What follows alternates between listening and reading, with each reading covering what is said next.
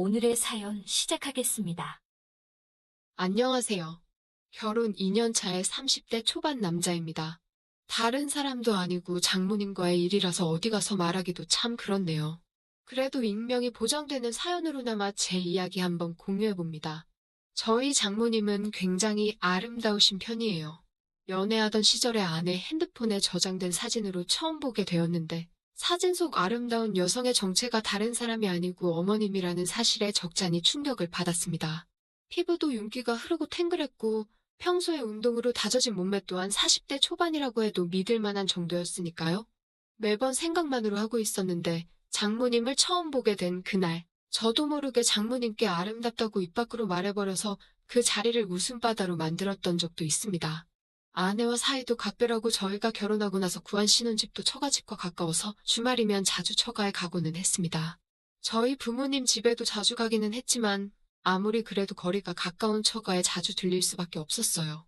장모님은 세련된 외모도 외모지만 특히 음식 솜씨가 너무 좋으셨습니다.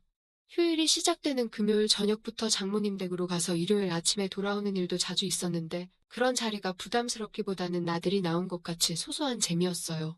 그렇게 할 수 있는 이유는 제가 잘하는 것도 있었을 테지만 장모님 성격이 또 격식 같은 거 챙기지 않으시고 워낙에 자유분방한 성격이라 그다지 큰 거리감을 느낄 수 없던 것도 한몫했습니다.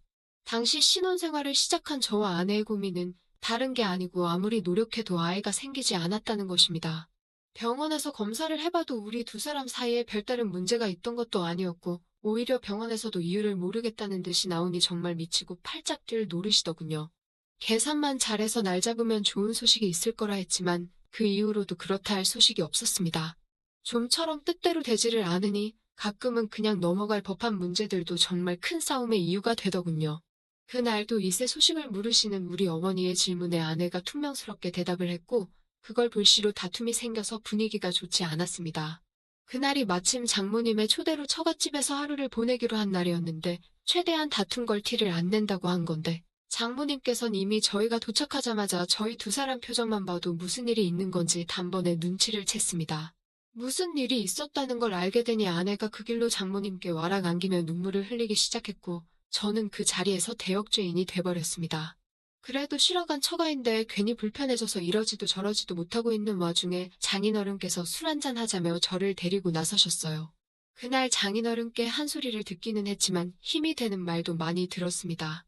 응원을 받으며 한두 잔 마시다 보니 어느덧 제 주량의 한계를 넘어섰고 그리고 결국 만취하게 되었습니다.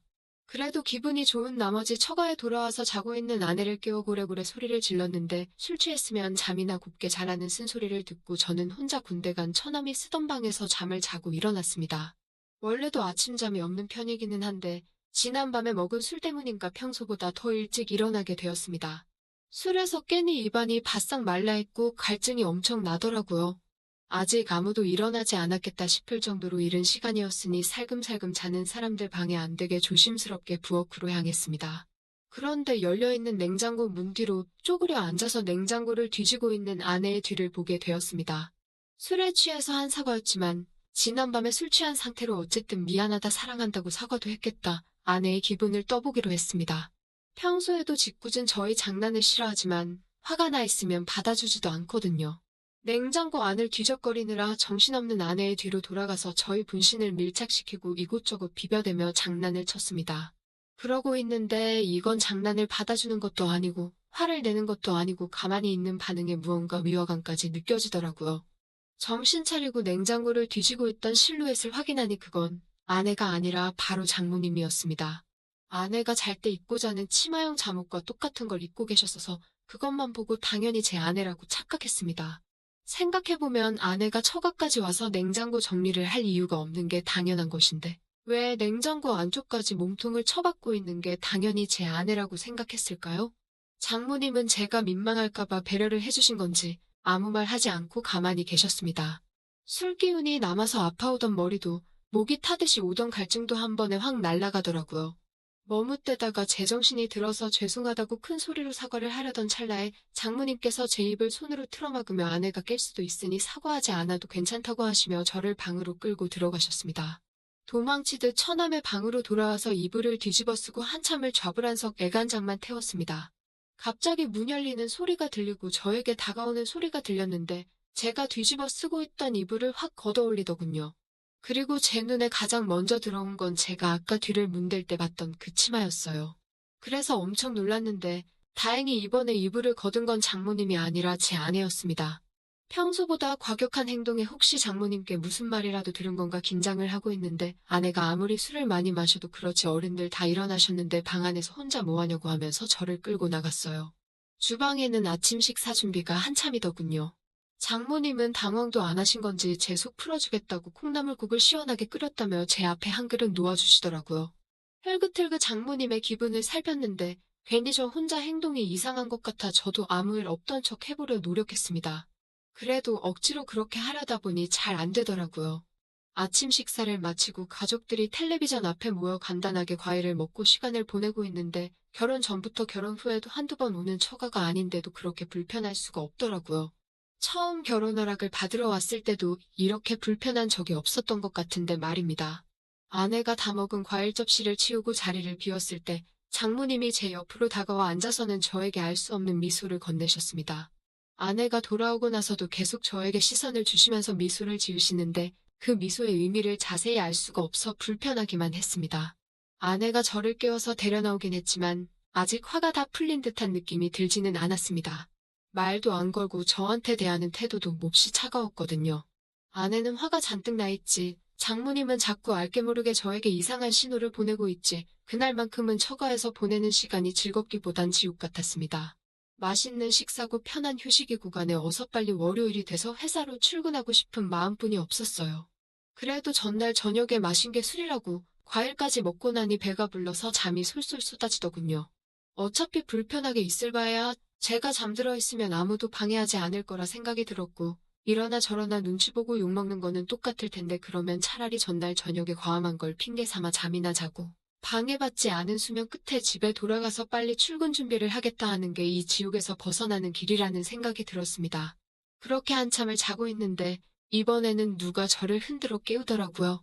비몽사몽 잠결에 눈을 뜨니 코앞에 가까이 저를 쳐다보고 있길래 아내인 줄 알았는데 장모님이었습니다. 하마터면 팔을 뻗어서 끌어안을 뻔했는데 정말 화들짝 놀라고 말았어요. 비명을 지를 뻔했는데 이번에도 장모님이 그 가늘고 여린 손가락으로 제 입을 틀어막으시더군요. 지금은 다들 낮잠을 자고 있다고 하시면서 저를 데리고 어디론가 데려가셨어요. 장모님이 저를 데리고 들어간 빈 방은 다른 곳이 아니고 바로 아내가 결혼 전에 쓰던 아내가 자라온 방이었습니다. 매번 방문할 때도 정리가 안 되어 있다는 둥에서 저에게 보여준 적이 한 번도 없는 곳이었는데 장모님께서 이번에 저를 위해 열어주신 거예요. 방 안은 깔끔하게 먼지 한 톨 없이 정리되어 있었고 그걸 보니 장모님의 손길이 구석구석에서 느껴졌어요. 그 중에 눈에 들어온 건 아내의 화장대 위에 놓여있는 저와 아내가 연애하던 시절에 같이 찍은 사진이었습니다. 그리고 그 옆에는 저와의 이야기를 써놓은 아내의 일기장이 있었어요. 그 안에는 아내가 저를 얼마나 사랑하는지에 대해서 적혀 있었습니다. 아내에게 이런 모습이 있나 놀라고 있던 가운데 장모님께서 아내가 저를 이만큼 아끼고 사랑하니 우리 딸 마음고생 좀 덜 시켰으면 한다고 본심을 말하셨어요. 아침에 제가 가져다 대었을 때를 떠올려보니 작동은 잘 되는 것 같은데 너무 조바심 내지 말고 하다 보면 좋은 소식이 있겠냐고 농담처럼 말도 하셨고요. 그 말을 들으니 다시 아침에 장모님과 있던 일이 떠올라 얼굴이 새빨개졌습니다. 그렇게 아내가 연애하면서 쓴 일기장을 보고 있는데 아내가 소리를 지르며 방 안으로 들어오더군요. 그걸 왜 보냐, 그걸 왜 보여줬냐 하며 당황하는데 그 모습이 오랜만에 너무 귀엽게 느껴졌습니다. 장모님 보는 앞에서 아내에게 잘하겠다 약속을 드렸어요. 그리고 그날 저녁에 나오니 식탁 위에는 스태미너에 좋다는 음식들로 한 상이 차려져 있더군요. 장어구이를 밥 반찬으로 먹을 거라고 상상도 해본 적이 없었는데 그날 처음으로 장어구이를 밥상에서 먹게 되었습니다.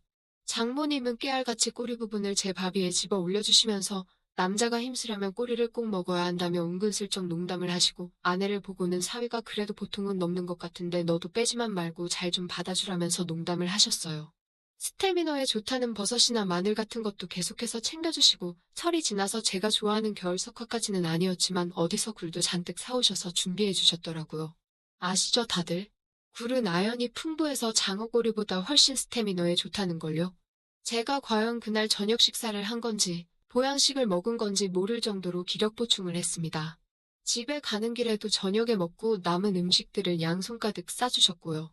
사위 걱정하는 장모님 사랑도 느꼈고 아내가 저를 어떻게 생각했고 얼마나 믿고 있는지도 알게 되었고요. 사실 이 사연을 쓰게 된 가장 큰 이유 중에 하나는 이 날을 기점으로 언제인지 정확히는 모르겠지만 오랫동안 기다려온 우리 아이의 소식이 찾아왔기 때문입니다. 저를 응원해준 처가 식구들과 저를 사랑해준 아내 덕분이라고 생각해요. 이제 행복하고 화목한 가정을 꾸리고 좋은 아빠가 되는 일만 남은 것 같습니다. 또 찾아주셔서 감사합니다. 매일 새롭고 흥미로운 사연으로 찾아뵙겠습니다. 구독과 좋아요 잊지 마시고 다음 사연으로 다시 찾아뵙겠습니다. 감사합니다.